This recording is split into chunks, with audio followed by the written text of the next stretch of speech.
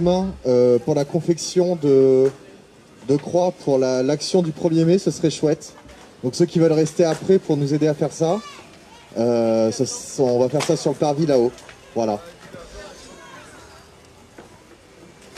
Mathieu ? Oui. Bonjour. Alors, on va procéder par étapes. Donc premièrement, je vais introduire l'Agora avec un petit poème sur les troubles psy. Ensuite, il y aura une présentation de l'aspect psy en général. Une présentation de l'aspect psy en crise sanitaire, en cas de crise sanitaire. Et enfin, la présentation par Alexis de son témoignage et des questions-réponses. Une fois qu'Alexis sera passé, je ferai mon propre témoignage. Et enfin, monsieur Jacques Laurent passera pour vous parler des situations de handicap dans le spectacle. C'est assez fort ? Attention, le camion. Allez, le camion, faut pas me tirer la chaussure là, on la remonte. On la remonte. Alors le poème sur les troubles psy.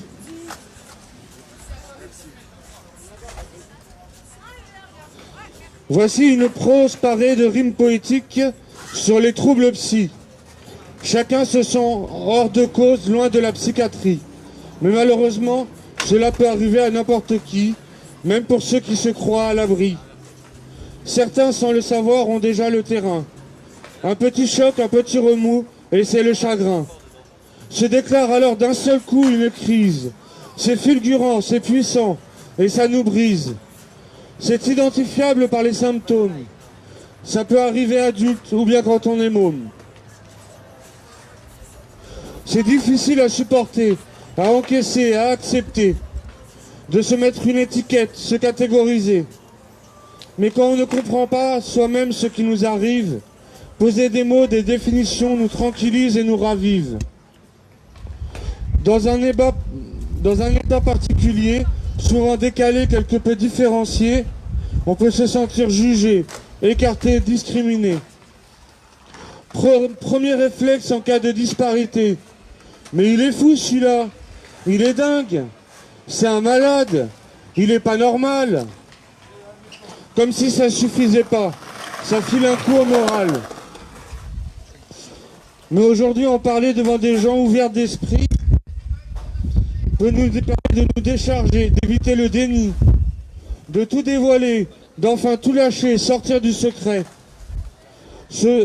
Car souvent, pour éviter d'être stigmatisé, on reste très discret. Nous voici donc nés transparents devant vous, l'auditoire. Et on enchaîne, allons plus loin dans l'histoire.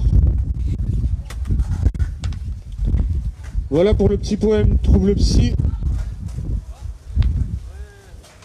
Les troubles psy en général. D'ordinaire, beaucoup d'entre nous sont touchés, ponctuellement ou constamment, par des troubles psychologiques de toutes sortes.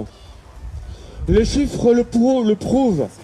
58% des Français se déclarent affectés par des problèmes psychologiques ou psychiatriques. Et près de 75% des Français sous-estiment cela. Ces chiffres parlent de ceux qui ont eu la chance d'être diagnostiqués. Je ne parle même pas de ceux qui ne le sont pas encore, ou pas du tout, alors que c'est indispensable pour mener une vie décente.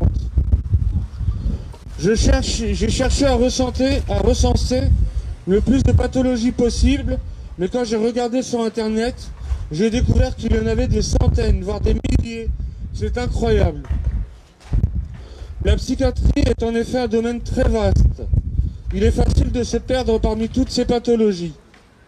Les psys en tout genre sont là pour soigner leurs patients, ou du moins les stabiliser. Ce que l'on apprend dans ce domaine remonte à bien longtemps et est en constante évolution. Chaque jour qui passe, une pathologie est mieux comprise, une autre est découverte, et encore une autre est retirée du DSMV. DSMV qui est le manuel diagnostique et statistique des troubles mentaux. Il faut beaucoup de temps pour trouver le bon diagnostic, le bon traitement ou thérapie adaptée, efficace et avec le moins possible d'effets secondaires. Alors il faut savoir que dans un CMP, le psychiatre enchaîne les patients comme il enchaînerait des dossiers de comptabilité. Or, nous sommes des gens et non des chiffres. Le manque de temps, d'empathie, d'expérience, de connaissances et d'analyse fausse facilement un diagnostic. Les patients peuvent avoir l'impression d'être des rats de laboratoire avec les essais de médicaments, parfois hasardeux. Les effets secondaires de certains médicaments sont nombreux et cette pratique mal maîtrisée peut être très dangereuse. Parmi ces effets secondaires possibles, on peut citer la camisole chimique, les maux de tête lourds, la perte de libido, les envies suicidaires, etc. etc. Pourtant, le psychiatre a Bac+10 et voilà ce qu'on dit sur Wikipédia. Spécialiste en santé mentale, médecine. Compétences, excellente en analyse, grande perception, maturité, communication, empathie. On en est souvent très loin. Il est donc très important que les médecins psychiatres, psychologues et autres neuropsychologues se basent à la fois sur ces connaissances théoriques et à la fois pratiques. Et même une fois que l'on a trouvé le bon traitement, ce n'est pas nécessairement plus simple. Le patient qui suit un traitement médicamenteux régulier peut se sentir dans un état stabilisé et se sent tellement bien qu'il peut vouloir stopper la médication.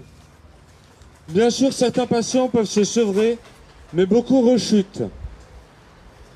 Les molécules de médicaments mettent 15 jours à s'éliminer et bam, c'est la rechute.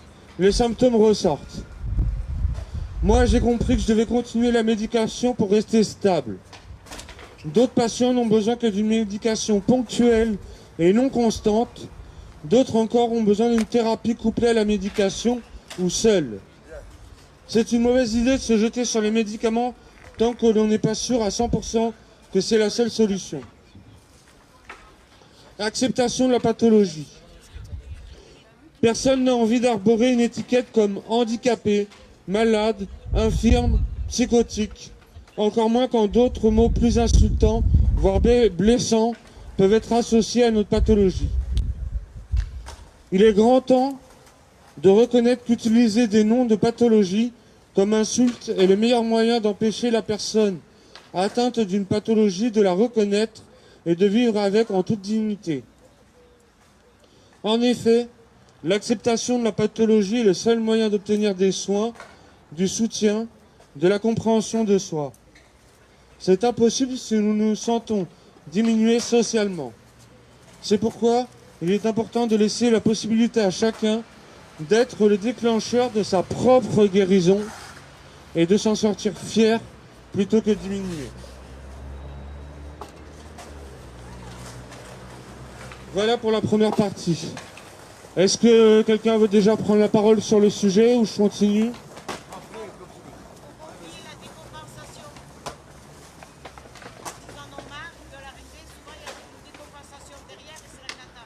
Voilà, c'est ça. Donc, une fois stable avec les médicaments, on peut avoir envie d'arrêter parce qu'on se sent bien. Et en général, une semaine, 15 jours après, les symptômes ressortent de décompensation, de délire, de psychose. Donc, c'est assez important pour moi, je pense, de suivre son traitement comme il faut pour rester stable. Alors, moi j'ai une question. Au micro. Ouais, faut passer au micro. Ouais. Moi j'ai une question. C'est une question. Cool, ça c'est cool. Moi j'ai une question assez pointue en fait. Qu'est-ce qui aurait amené toutes ces pathologies neurologiques à surgir? Ce serait intéressant d'y répondre. Je vais en parler. C'est lui, monsieur, en parle. C'est monsieur qui fait le passe-micro. Allez, vas-y, fais le passe-micro. Moi je passe le passe-micro. Alors, je vais vous parler des troubles aussi en crise sanitaire. Ensuite, pendant mon témoignage, j'aborderai le pourquoi de ces pathologies. Voilà. J'en parlerai aussi, oui. Donc les troubles psy en cas de crise sanitaire. En mai 68, on nous disait il est interdit d'interdire. Aujourd'hui, en mai 2020, on disait déjà, à l'époque en mai 2020, on disait déjà il est accepté d'accepter d'interdire.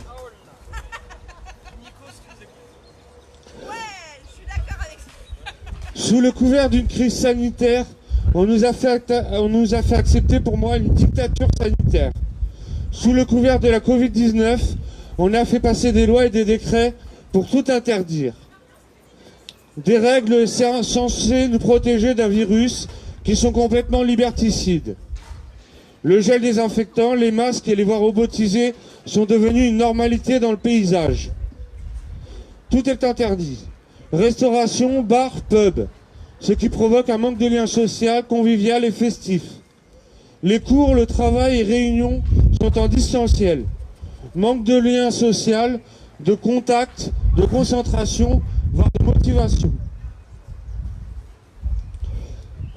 Emprisonnement chez soi, adulte ou jeune étudiant, des fois dans 9 mètres carrés. Il y a de quoi devenir dingue. Les masques. Bon. Avant, quand on voyait des Chinois masqués dans certaines villes à cause de la pollution, certains étaient moqueurs. Eh ben voilà, on y est. La culture entière aussi est muselée, masquée, interdite. Ce qui relevait d'un vrai film de science-fiction est devenu réalité et encore une fois une normalité. Toutes ces mesures accentuent donc le problème des troubles psy. J'ai fait une liste plus ou moins exhaustive. Démoralisation, dépression, névrose supplémentaire, claustrophobie, agoraphobie, insomnie, stress, souffrance, anxiété et solitude. La liste est longue et touche beaucoup de gens. Même les plus forts, les plus aguerris peuvent être ébranlés. Aggravation de ceux qui ont déjà des troubles psy. Pour moi, le Covid lui-même n'est pas directement en cause. C'est plutôt la mauvaise gestion du gouvernement. Manque de lits, manque de professionnels de la santé, tout cela a été grignoté, en partie supprimé durant les dernières années, et ça continue. La crise sanitaire le met sous lumière. Les adolescents se construisent dans une société aux abois. Les conséquences dans les années à venir risquent d'être catastrophiques. Et si on laissait simplement l'individu choisir?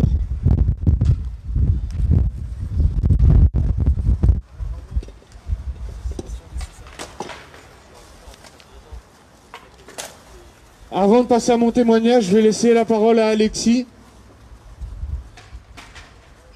qui va lui parler ce dont il est concerné directement.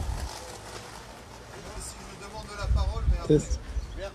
Test. 1, 2, 3. Là, ouais. On m'entend bien? On m'entend très bien. Question, tu restes là ou tu te mets là? Oui, Alexis. Ok, c'est bon, je te cadre. Vas-y, bouge plus. On t'entend plus, Alexis. C'est bon là, c'est bon? Un petit coup maintenant, de lingette. Elle est là.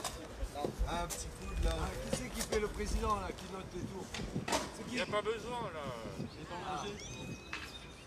C'est assez. Alors, moi, j'ai levé la main et Joël, il a levé la main. Tu parleras. Mais c'est bien, il fait le lien aussi. Juste après mon témoignage, on va passer à une session de questions-réponses. À ce moment-là, je pense que tu pourras prendre le micro sans problème. Ok. Alors, moi, je suis autiste Asperger. Je me suis auto-diagnostiqué à l'âge de 17 ans après avoir passé plusieurs mois enfermé dans ma chambre en pleine dépression à regarder et lire des témoignages de personnes vivant avec l'autisme. J'ai eu la chance de m'identifier à ces personnes. Ma demi-sœur m'avait vaguement parlé de son propre diagnostic quand j'avais 15 ans et ce fut la seule base d'identification que j'ai pu obtenir juste là. Ce n'est pas le cas de tout le monde et beaucoup d'entre nous vivent avec l'autisme sans le savoir. Certains ne sont même jamais diagnostiqués et doivent se suradapter toute leur vie.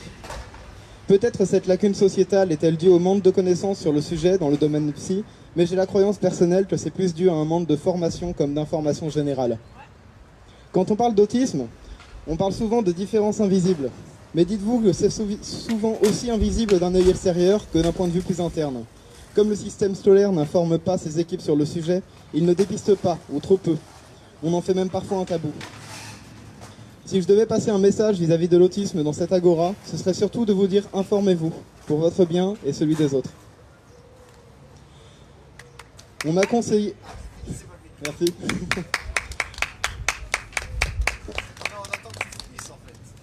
On m'a conseillé de parler de l'impact de la crise du Covid sur ma vie. Sachez que j'ai mis 1 semaine et demie à réfléchir à ces lignes avant de les dire devant vous. Il faut d'abord que je vous explique comment les Asperger font pour s'adapter en société.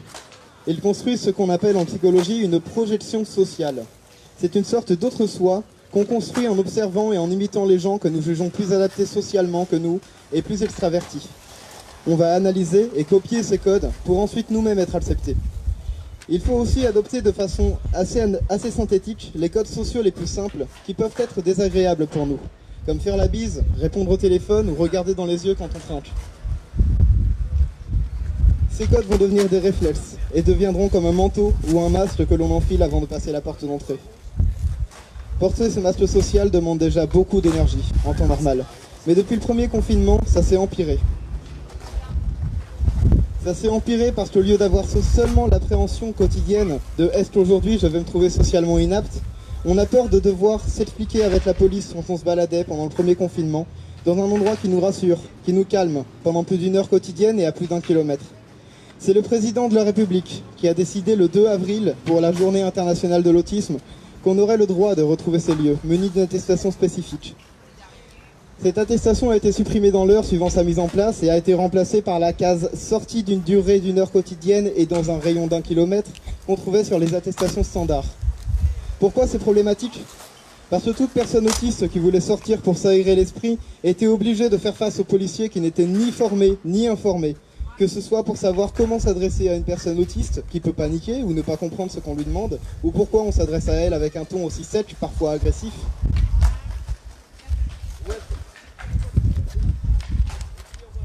Ou être seulement au courant de la décision d'Emmanuel Macron, pourtant diffusée sur les grands médias. Ce n'est qu'un exemple parmi tant d'autres de prise de décision arbitraire du pouvoir en place, sans aucune réelle connaissance, concertation avec les organismes compétents ou avec les personnes concernées elles-mêmes.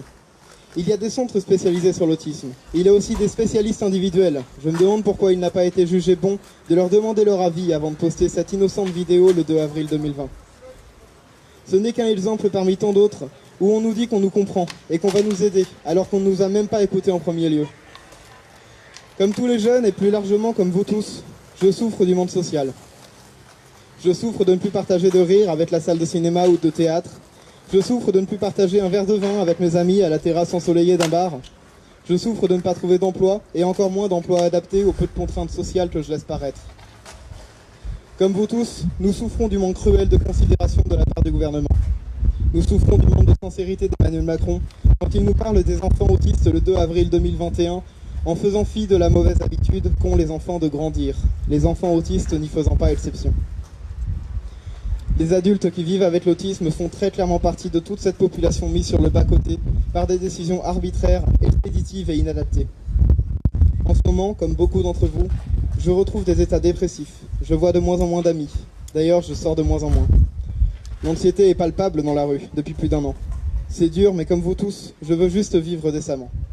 Tout ce que je demande, c'est un accès au diagnostic dans le système scolaire et des emplois pour les jeunes et les précaires en général, avec des droits sociaux garantis. Je vais conclure par cette phrase. Si on veut mener une lutte pour notre droit à la dignité et à la considération, écoutons réellement ce que les autres ont à dire. On ne les comprendra que bien mieux, ainsi qu'on se comprendra nous-mêmes. Bravo! Bravo! Vive les autistes! Bravo! Si vous voulez rebondir sur le sujet ou poser une question, n'hésitez pas.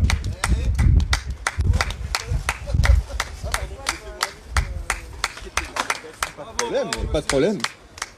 Bonjour à tous, bonjour à toutes camarades et amis occupantes et occupants. Alors moi depuis tout à l'heure j'entends ce que dit Mathieu, j'entends ce que dit Alexis. Alors en plus de ça j'ai le double sujet. À la fois je suis étudiant pour devenir assistant de service social et tout ce qui s'est dit ça a été un cours d'une journée de la part d'une personne en situation d'autisme. Merci pour le cadrage, ça me fait plaisir. Et à la fois aussi au comité chômeur, alors on dit pas chômeur, on dit travailleuses et travailleurs privés d'emploi et précaires, mais bon on va dire chômeur comme ça vous le savez. Comité chômeur à la CGT, on a aussi des personnes en situation de troubles psychologiques. On a aussi des personnes en situation d'autisme qui militent, eux aussi, comme je l'ai entendu tout à l'heure, pour une compensation, c'est-à-dire le droit à avoir une vie quand même digne malgré les problèmes de santé. Donc ça se traduit souvent par la AH. Et donc nous militons aussi pour avoir une plus grande AAH, pour permettre une plus grande autonomie à ces personnes. Pour donner d'autres exemples, par exemple, il n'est pas là, mais on en a beaucoup discuté avec le camarade Kevin, qui ne peut pas monter sur Paris pour des réunions parce que son psychologue lui dit « Ah ben non, t'as des cachets à prendre le matin, faut pas que tu partes à Paris. » Bon, d'accord, ok. Et on trouve que c'est extrêmement discriminant et nous luttons aussi contre toutes les discriminations, y compris quand une personne est en situation de handicap, à la fois s'il a envie de travailler, donc au travail, mais à la fois aussi s'il n'a pas envie de travailler. Et c'est pour ça que je rejoins, je crois que c'est toi qui l'as dit tout à l'heure Mathieu, ça devrait être un choix, notamment pour ces personnes qui sont malheureusement dans cette situation très critique, très... C'est toi aussi tu l'as dit ? Pourquoi tu lèves la main? Ah oui, d'accord, ok. Pardon, t'étais d'accord. Et donc il y a la double discrimination, à la fois à l'embauche, oh monsieur, vous avez pas l'air net, donc on va pas vous prendre, sachant que c'est toujours un patron qui décide, hein, c'est jamais le salarié. Et à la fois,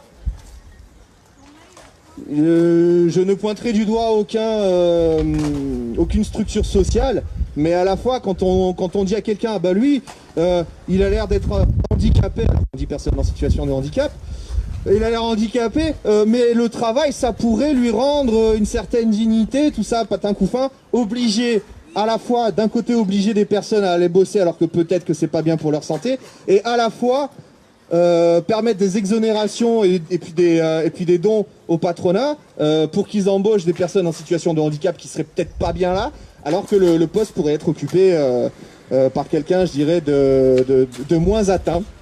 C'est terrible d'utiliser ces mots-là, mais bon, je suis bien obligé. Genre, viens au micro, ou sinon tu fais passer le micro, mais franchement, c'est pas pour ça, c'est pour le micro, parce qu'on t'entend pas en fait. Mais sinon, oui, tiens, si tu as quelque chose à dire, moi de toute façon, je vais finir. C'est très important que je vais finir sur cette phrase en disant que nous, en tant qu'assistant service social, on nous en a parlé, et c'est toi qui le disais, Alexis, il faut en parler. Il faut en parler, il faut pas en avoir peur, et c'est en parlant que les gens, tout le monde, prennent les meilleures décisions. Voilà, merci à toutes et merci à tous.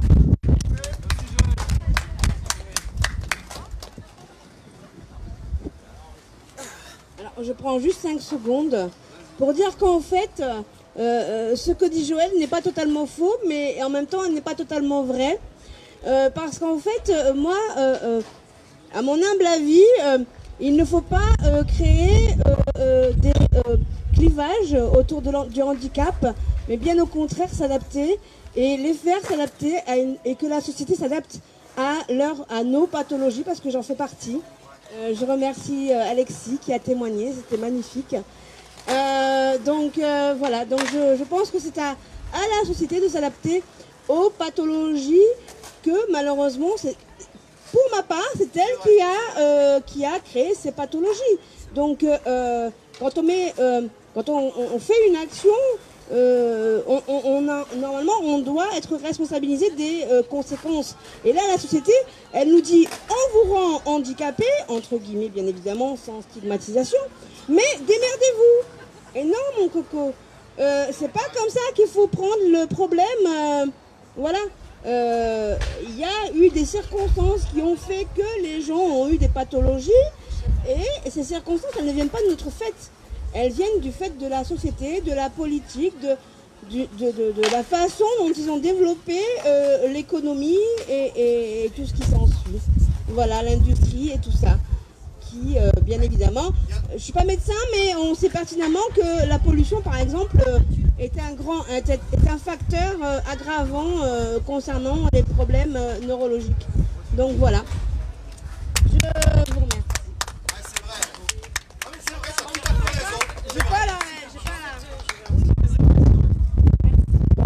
Bon, avant de parler de la hache, il faut savoir que pour monter un dossier, c'est compliqué. Le certificat médical, s'il est pas, ça fait 35 ans que je suis dans la personne, donc je connais un peu le sujet. On avait été avec une bande de gilets jaunes, avec Paquita et pas mal de monde. On a été reçus par la MDPH, très bien reçus. Je ne comprenais pas comme j'expliquais. Bon, écoutez, Macron, sort de ce micro. Ah, je vais le jeter. Hein. Parle fort. Est-ce qu'il est allumé? Il est pas branché depuis le début. Bravo les gars. Espèce de voyou. Moi, je comprends pas depuis le début. Tout était calculé. Pum, bim, bim. Voilà.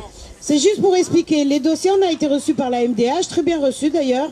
Le problème, c'est comme j'expliquais à la Toubib, qui est censée donner les fameux pourcentages pour obtenir la hache.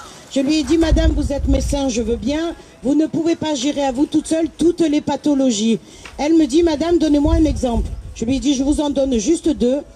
Un schizophrène paranoïaque, s'il n'a pas son traitement, il finit en décompensation, c'est-à-dire qu'il devient complètement un clodo. En gros, hein, en général. Donc, comme je lui dis, est-ce que tous les 5 ans, ce jeune homme va retrouver sa tête, comme on dit, puisque apparemment, il s'agit de 2 neurones et de connexions qui ne se font plus. Je ne pense pas que sans traitement, ça peut se venir tout seul par le Saint-Esprit. Et il y a, par exemple, une personne qui est handicapée, née handicapée, comme le non-voyant, par exemple, où là aussi, c'est pareil, tous les 5 ans, il faut refaire les papiers, le certificat, comme si par miracle, il avait été à Lourdes et il avait retrouvé la vue. Je trouve ça lamentable. Et ce qui est encore plus lamentable, surtout dans les Alpes-Maritimes, c'est le délai. Le délai pour un dossier, c'est 6 mois. Et ce que je vois depuis que je suis dans la personne, merci Monsieur Ciotti à l'époque qui travaillait là-bas à la MDPH et tout ça, là, à l'attribution des dossiers, les APA avec, parce qu'il y en aurait à dire, c'est qu'il y a un problème aussi, c'est que le délai est de 6 mois et qu'en plus de ça, de 80%, on peut vous redescendre à 40%. Et que bien souvent, on voit des dossiers et rien n'est justifié pour cet état de fait. Voilà, tout simplement. Je fais mon témoignage. Vas-y, parce que là, maintenant, j'ai plus le sujet maintenant.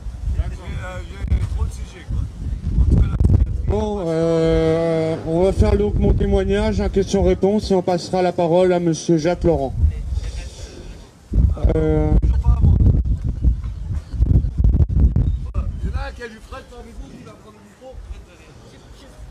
Le premier sujet que j'ai abordé sur la psychiatrie en général a été assez court.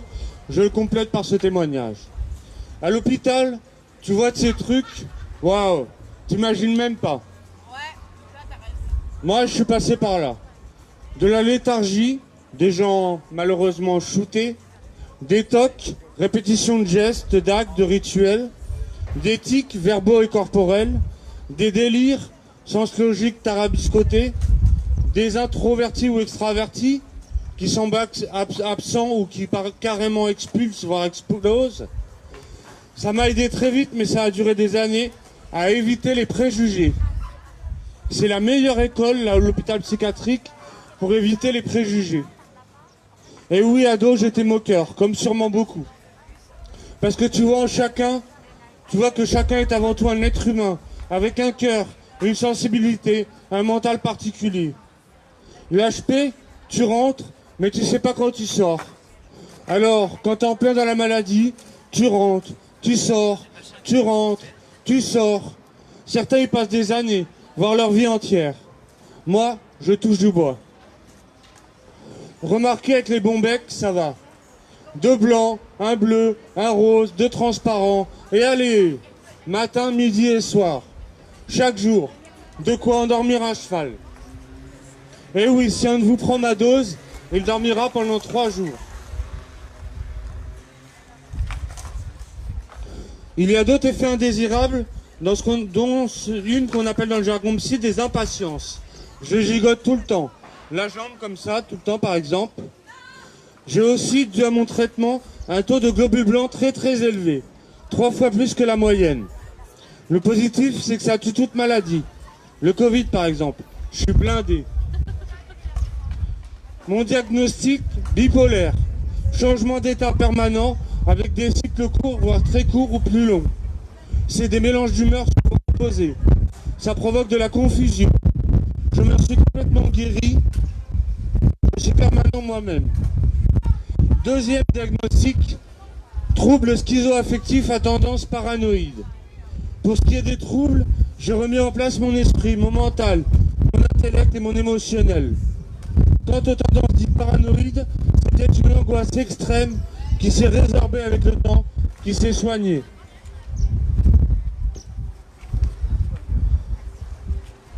Alors, bien sûr, je me demande quel sera l'effet des médicaments sur ma santé avec les années. Mais bon, au moins, je me sens stable et équilibré. J'apprécie d'autant plus la vie. Des fois, on me dit, sûrement avec une bonne intention, de stopper les médocs. Non, non, non, non, non. J'ai vécu l'enfer une fois, 2 fois, 10 fois. Je veux pas recommencer, revivre ça. C'est vrai que ça a été dur pour moi. Et les autres, ceux qui m'ont côtoyé. Certains pensaient m'avoir perdu, que je n'étais plus le même. Eh bien non. J'avais envie de leur dire, ne vous inquiétez pas, je vais revenir à mon état normal. Il y a de très bons amis qui sont restés sur cette impression. J'ai donné une drôle image de moi. Et non, ce n'est pas drôle. J'aimerais qu'ils me voient aujourd'hui et qu'ils me reconnaissent. Mais bon, ils sont un peu loin, à l'île de la Réunion. J'ai été retourné en vacances, pas encore remis. Quelle erreur. Mon réconfort, c'est que ma famille et mes amis actuels me voient m'en sortir, faire plein de choses, et que mes connaissances et amis actuels me voient comme je suis, moi-même, en toute intégrité. Pas toujours, hein. Pas toujours obéi au quand même. Je suis toujours moi-même. Mais pas intègre. Intègre. Je suis resté des mois avec mon café et ma clope, semblant inactif. En fait, je savais que j'avais besoin d'une convalescence pour m'en remettre. J'étais très actif psychiquement. En même temps, à cette période, j'ai travaillé 12 heures par jour, 6 jours sur 7. J'ai été fatigué. La compréhension avec les gens, entre guillemets, normaux est très complexe. Comment expliquer un état, une tendance, une perturbation? On n'a pas forcément les mots. C'est comme expliquer une couleur à un aveugle de naissance. Comment décrire le rouge, le jaune, le bleu, le vert? À ce moment-là, si on se braque par révolte, par sentiment d'injustice, c'est encore pire. Le fossé se creuse encore plus.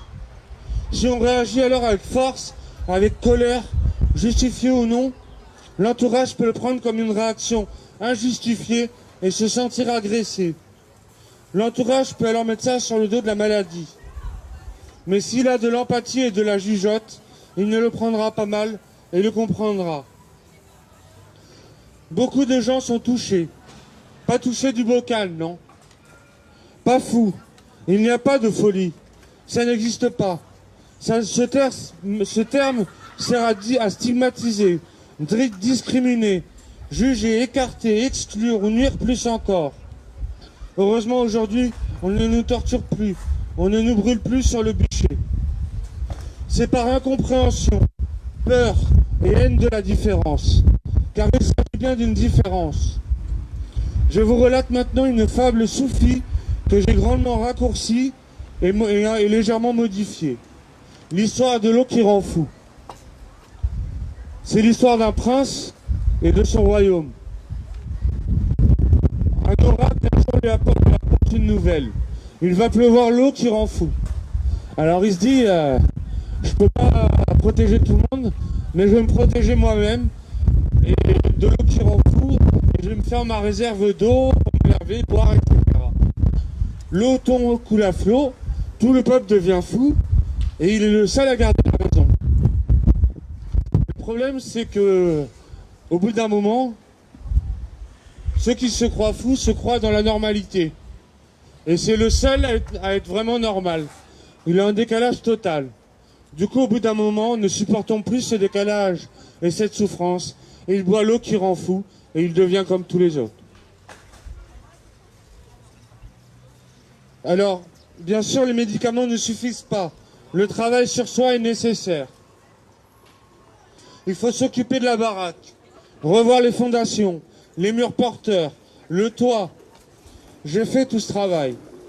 J'ai essayé de voir psychothérapeute, puis psychanalyste. Vraiment pas longtemps. Ça m'a pas aidé, j'ai pas accroché.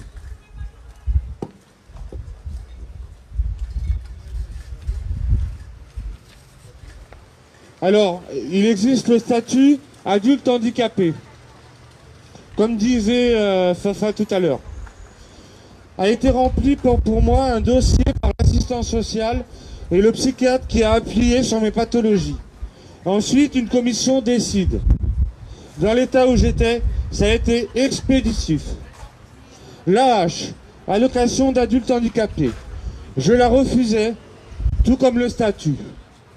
Je ne voulais pas bénéficier de cette aide en me considérant handicapé et assisté.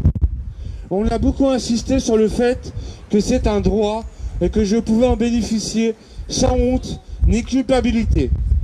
J'ai donc fini par accepter. Il existe le travail en milieu protégé. J'ai refusé. Je veux me mélanger avec tout un chacun et non vivre dans une communauté exclusivement d'handicapés. J'en suis largement capable.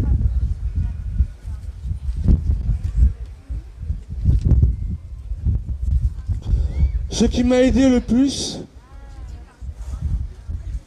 ah oui, thérapie, parce que j'ai pas accroché, mais bon, j'en ai fait un peu. J'ai gagné du fric, je me suis auto-payé. Ce qui m'a aidé le plus, c'est la famille, les gens, les potes, les amis. Les amis, c'est là où tu es le plus libre de parler.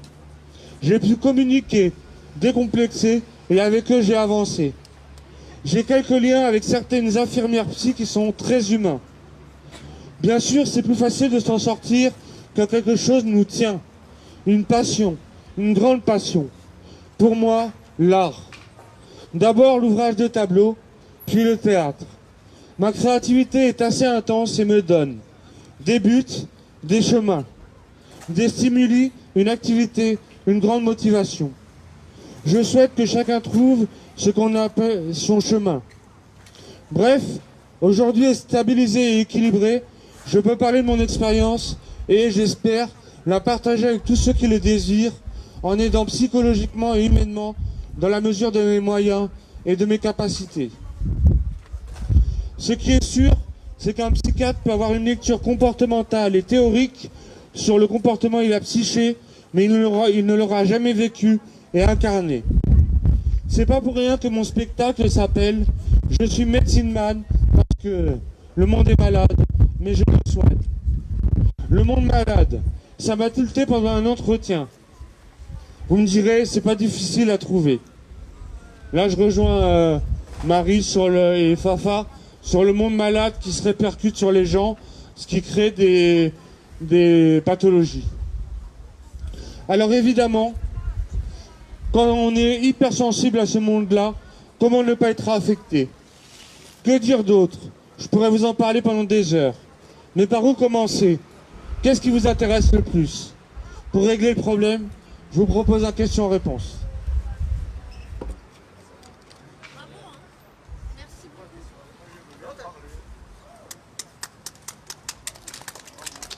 Merci.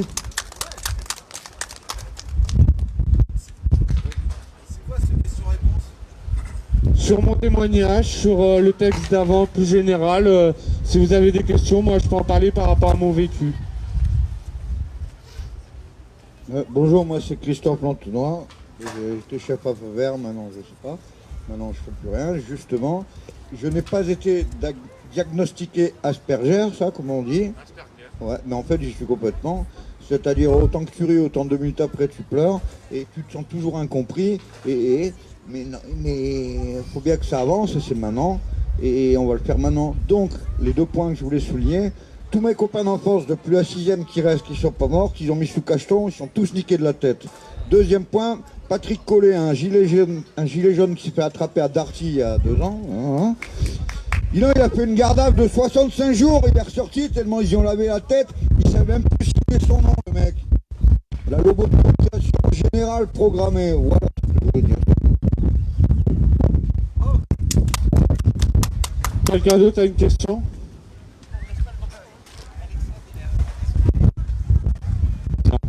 Alors je vais passer la parole à monsieur Jacques Laurent.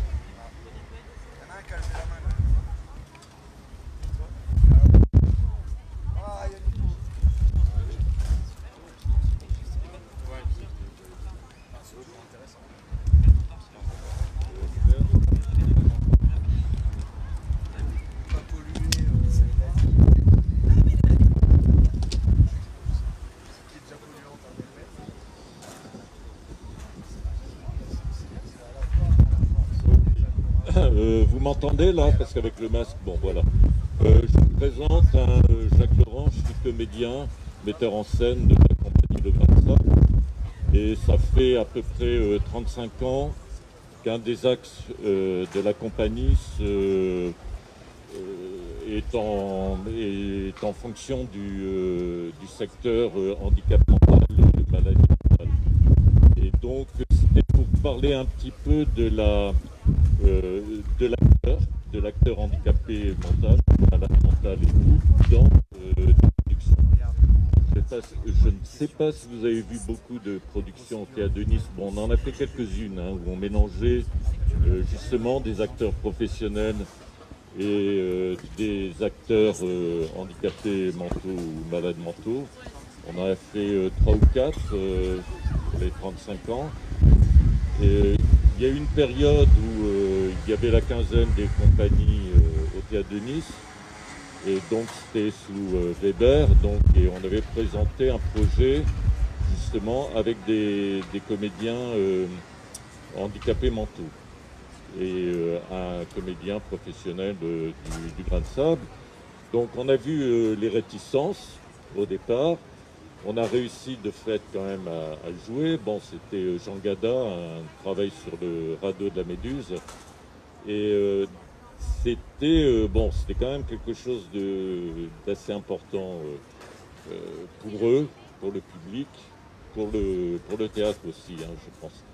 Et donc c'est un petit peu les difficultés quand on a... Bon, le Grain de Sable ne fait pas uniquement ce type de travail, hein. On fait aussi des créations avec des comédiens professionnels, mais moi c'est un des aspects de la recherche qui m'intéresse énormément.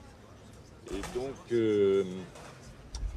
il y a eu des programmes où justement culture handicap, où le Grain de Sable, en liaison avec le Théâtre de Nice et l'hôpital Sainte-Marie, a donc proposé un spectacle qui s'est joué dans la petite salle du théâtre, la Méridienne de Montaigne. Et c'était important d'une part parce que c'était rempli, hein, d'ailleurs, entre les familles et tout. Et c'est ce qui est vraiment important.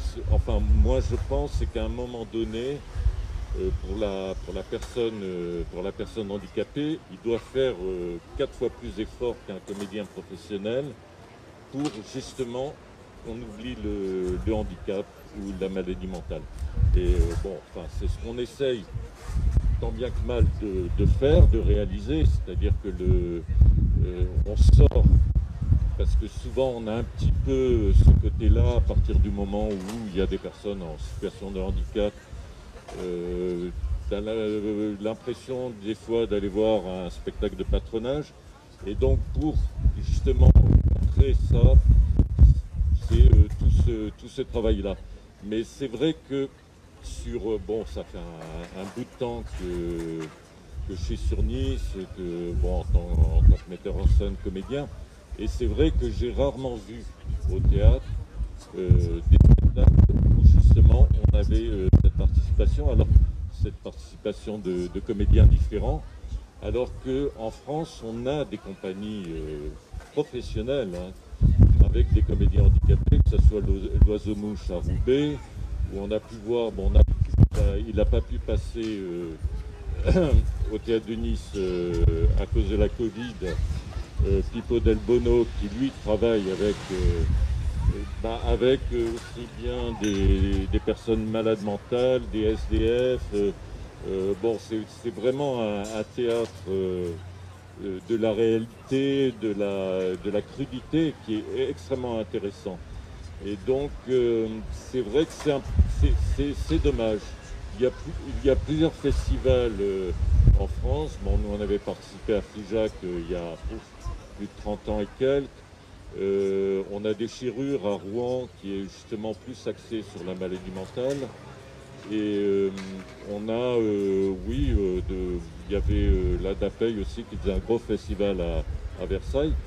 Et donc on a de fait des compagnies professionnelles qui font un travail vraiment étonnant. Moi sur l'Oiseau-Mouche, qu'on a invité à Nice. Bon, c'était sur le théâtre Lino Ventura, sur 4-5 spectacles différents. J'ai une expérience de les avoir vus à Gênes. Et c'est vrai que c'est étonnant parce qu'on a des acteurs sur scène et lors de la discussion et tout, et ben on se retrouve avec des personnes d'un ESAT. Enfin, il y a une transformation, c'est tout à fait hallucinant. Et ça qui justement est intéressant et qui demande à ces comédiens-là un travail énorme. Voilà. Bon, je ne vais pas m'apesantir là-dessus. Ce qui serait intéressant, c'est de savoir si justement vous avez vu des spectacles avec des personnes handicapées. Je parle de spectacles professionnels.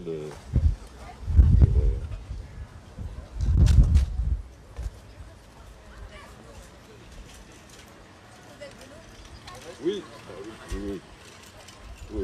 oui, non, mais c'est vrai que c'est c'est quand même une des personnes qui, dans sa recherche et dans ses spectacles, où vraiment c'est sur le fil, on se dit est-ce qu'il va oser et tout avec ses comédiens? Ben il fonce, il ose, et bon, c'est vraiment à vivre en tant que spectateur. Voilà, donc bon, sinon, je continue des ateliers, je continue des créations. La dernière, c'était au théâtre de Nice, donc les empreintes de l'âme, donc avec 2 comédiens handicapés et 3 comédiens professionnels. Donc ça jouait dans la salle de répétition, là, puisqu'on jouait en bifrontal. Et donc, on continue, mais on sent que ça a toujours été très très dur de proposer ce type de spectacle. Bon, moi je continue à le faire de toute façon, mais d'une part des réticences des directions des théâtres, ça c'est évident, et aussi même au niveau des subventions, que ce soit la DRAC, à partir du moment où on propose un spectacle avec des comédiens différents, on se relègue plutôt sur le social. Et voilà, c'est un peu un parcours du combattant, mais voilà. Donc, merci de m'avoir écouté pour ce témoignage-là. Merci pour le témoignage.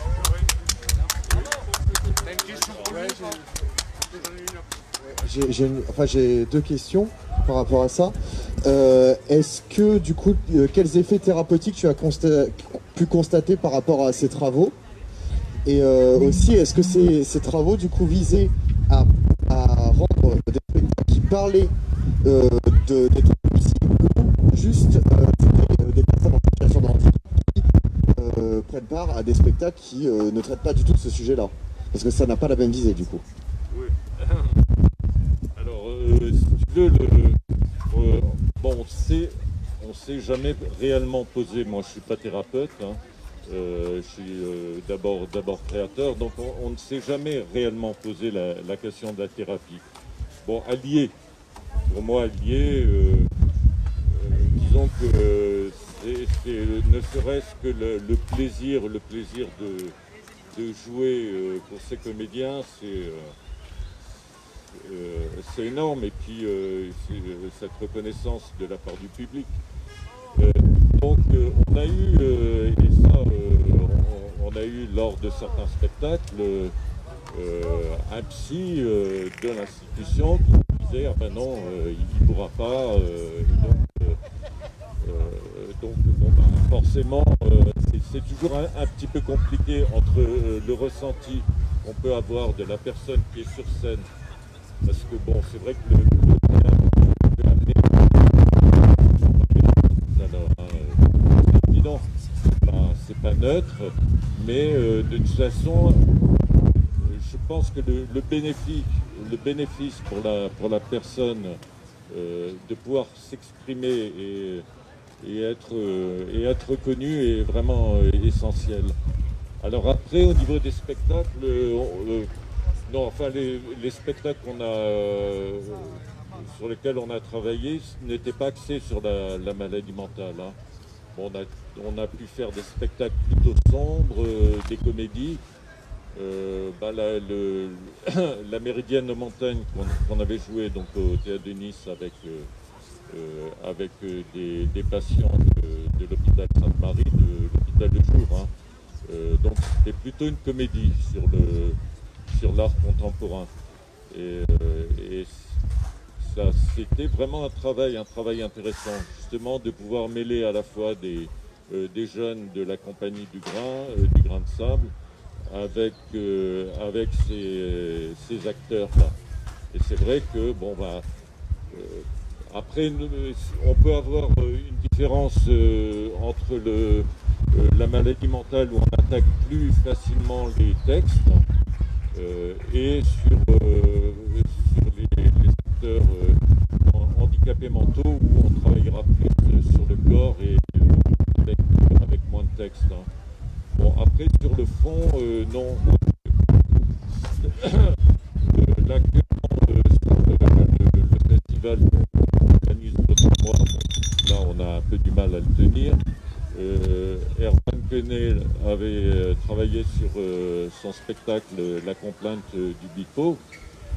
Voilà, parce que bon, il avait des choses à dire importantes par rapport à ça.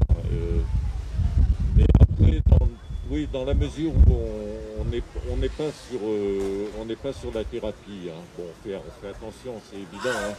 Mais de toute façon, ce qui est vraiment important, c'est la créativité de la personne. Et arriver à monter des équipes où le comédien non handicapé vit cette aventure avec la même force que la personne malade mentale ou handicapée.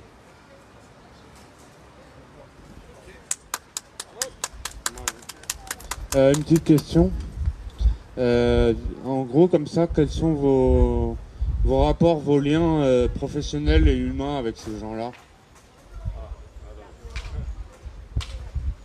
Alors, les rapports humains, moi, ça fait quand même depuis 35 ans, 40 ans presque, hein, que j'ai commencé ce travail-là, au départ avec le PRIA, avant de fonder ma compagnie, donc à l'abbaye 2, à Pasteur, à l'époque de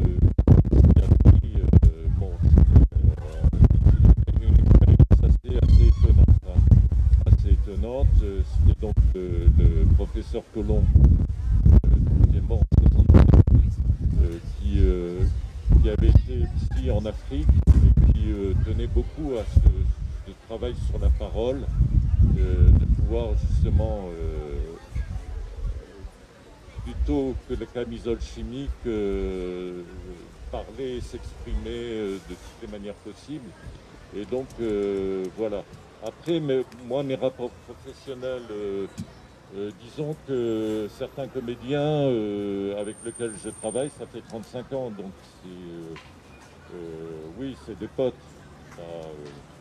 Pour moi, le handicap, là, je suis obligé de les caractériser par rapport à un spectacle, mais dans la vie de tous les jours, oui, un petit peu de la famille. Hein. Après, je pense que ce qui est important, c'est ce travail à long terme, finalement, de pouvoir travailler. Bon, certaines institutions, les AC Cantaron, ça fait 30-35 ans qu'on travaille avec eux. Des IME aussi, il y a un travail, c'est vraiment sur la durée. Après, oui, j'ai déjà dit, hein, je me situe, moi, plus sur le côté création que thérapie. Et après, c'est vrai que je fais une différence entre le travail d'atelier d'expression et le travail de création en vue d'un spectacle. Hein. C'est deux dimensions différentes et c'est vrai que forcément il y a aussi une sélection par rapport à ce que j'expliquais, c'est-à-dire ça demande un travail énorme pour la personne pour justement sortir de l'image du handicapé en étant sur scène, donc c'est vrai que ça demande du boulot, quoi. Voilà. Merci.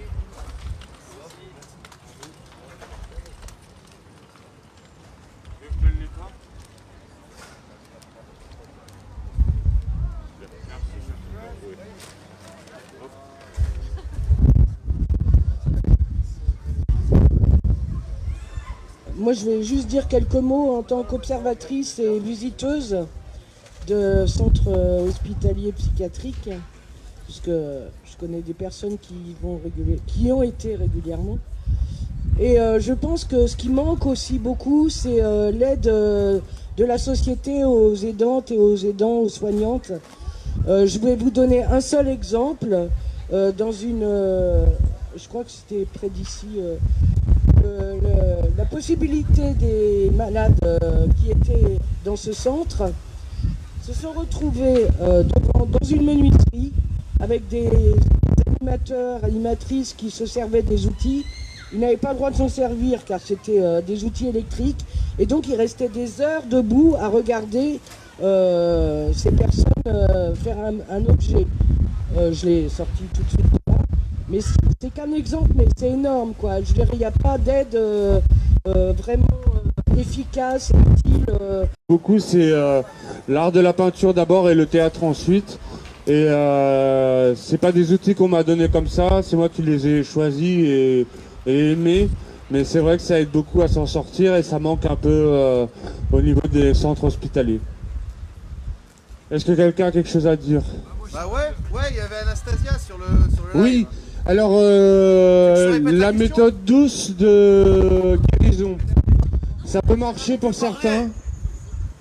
Ça peut marcher pour certains, mais effectivement, il y a des pathologies qui sont trop puissantes pour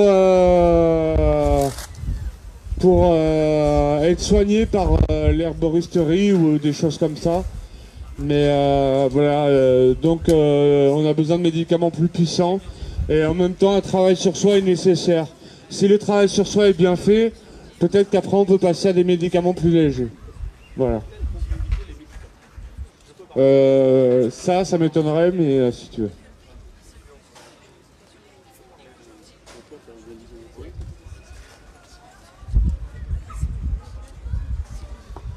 Salut tout le monde. Très rapidement, alors voilà, bon, je m'excuse, j'arrive un peu comme un cheveu sur la soupe. J'espère que je vais pas être trop hors sujet, mais voilà, ce que j'entends là me touche beaucoup parce que malheureusement, même si ça, fort heureusement, évolue quand même beaucoup dans nos sociétés, il y a encore beaucoup trop de ce qu'on appelle la psychophobie, qui est une véritable oppression. On accepte d'une certaine manière la maladie physique, plutôt bien dans l'ensemble, mais beaucoup moins la maladie psychologique. Alors qu'en fait, c'est pas quelque chose qui est à rejeter, c'est quelque chose qui est à traiter. C'est des gens en souffrance et ils n'ont pas à être traités ni de fous, ni de mongols, ni de... C'est quelque chose parce que quand même, forcément dans ce monde qui est si difficile, on peut pas aller bien psychologiquement. Moi aussi j'ai fait des passages où je me suis même retrouvé une journée en psychiatrie, j'ai pas honte de le dire parce que j'avais fait une tentative de suicide, j'en ai fait 3 dans ma vie, j'ai fait des dépressions nerveuses, j'ai fait des crises de nerfs, des crises d'angoisse et tout ça, et aujourd'hui je suis encore traité. Donc je connais le sujet déjà à titre personnel et je veux dire que on n'a pas à être rejeté parce que c'est une souffrance, parce que c'est pas juste, parce que tout le monde doit être accepté dans ce monde. Et je voudrais dire aussi que voilà, même si ici je me doute que je prêche à des convaincus, on va dire entre guillemets, mais j'invite à faire passer le message partout autour de nous, de vraiment changer sur le regard sur ce qu'on appelle les problèmes psychologiques, les maladies psychologiques et tout ça, parce que c'est pas juste déjà et de rejeter toutes ces personnes, et puis parce que ces personnes en fait ont souvent, très souvent, une immense richesse Ben, je me permets, je veux parler de mon ami Mathieu qui fait du théâtre. Et son ami Erwan, qui est aussi un pote, voilà, qui en fait, on va dire que dans certaines civilisations autres que la nôtre, par exemple les civilisations amérindiennes, ben, des gens qui ont ce qu'on considère comme des pathologies ici en Europe, en Occident, sont considérés comme des richesses, des sensibilités. Et d'ailleurs, ben, un exemple, Albert Einstein, grand scientifique, était autiste Asperger. Voilà. Donc en fait, c'est même pas un handicap, c'est des sensibilités, c'est même une richesse, c'est quelque chose d'incroyable. Et puis comment peut-on être enfin, et puis je voudrais juste terminer en disant que être en bonne santé mentale, être en accord avec une société humaine qui est malade, comme celle dans laquelle on vit, je veux dire, n'est pas un signe de forcément de bonne santé. Comment ? Merci pour cette précision. Et donc voilà, et puis puisqu'on est là pour défendre l'art, la culture, et bien justement, mon ami Mathieu, notre ami Erwan, et puis plein d'autres personnes, justement, grâce aux sensibilités qu'elles ont, arrivent à faire des pièces de théâtre magnifiques et sont des véritables génies de créativité. J'en veux pour preuve il a été aussi dessinateur, voilà. Donc toujours, j'aime bien porter ces t-shirts là, voilà. Auteur, dessinateur, créateur, tout ça, et c'est le cas de plein d'autres personnes dont on considère qu'elles ont des handicaps mentaux, mais en fait, ce sont des véritables sensibilités, des véritables richesses. Donc voilà, j'espère que j'étais assez clair dans mon message. Je vous remercie de votre attention, et puis continuons toutes et tous ensemble pour un monde meilleur. Gardons espoir. Et créons l'espoir. Jean-Claude, tu veux parler ?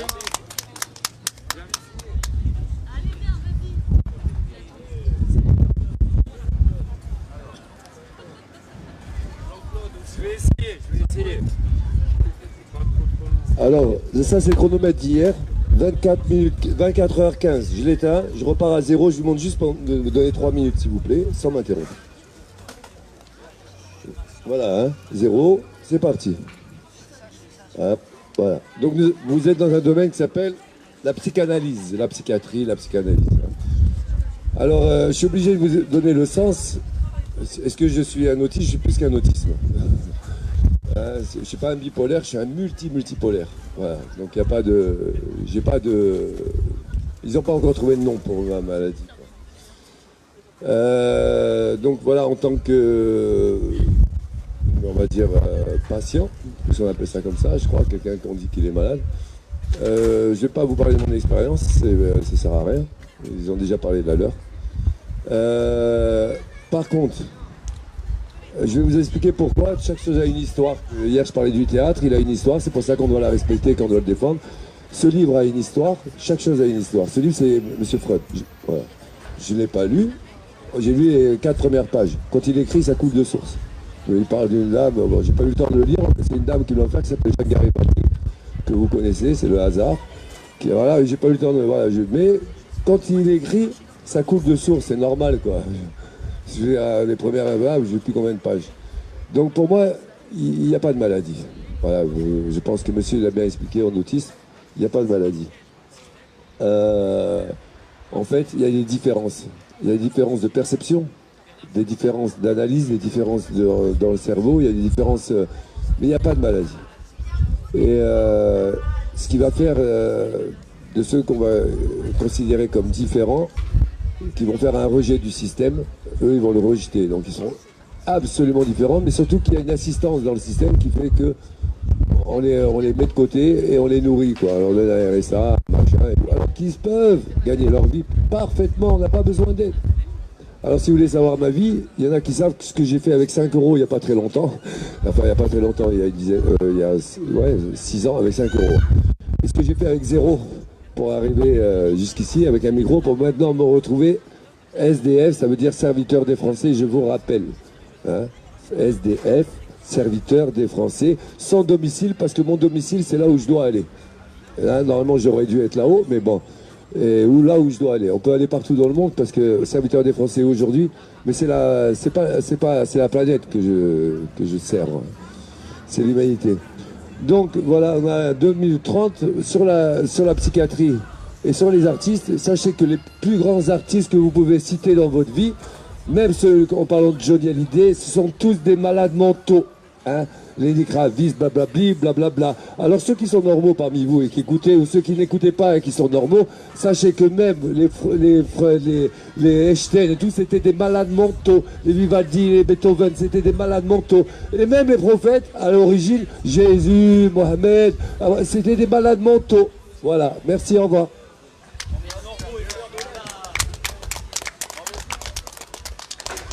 Et si on a que ça intéresse, je l'ai pas lu, mais je dirai. Est-ce qu'il y a quelqu'un qui a une question sur le handicap, les pathologies, la vie en psychiatrie, à l'extérieur? Non. Bon. C'est pas du tout une question. La dernière fois, il y a 2 Agora, on avait parlé d'une boîte à idées. Donc, ben voilà, une boîte à idées.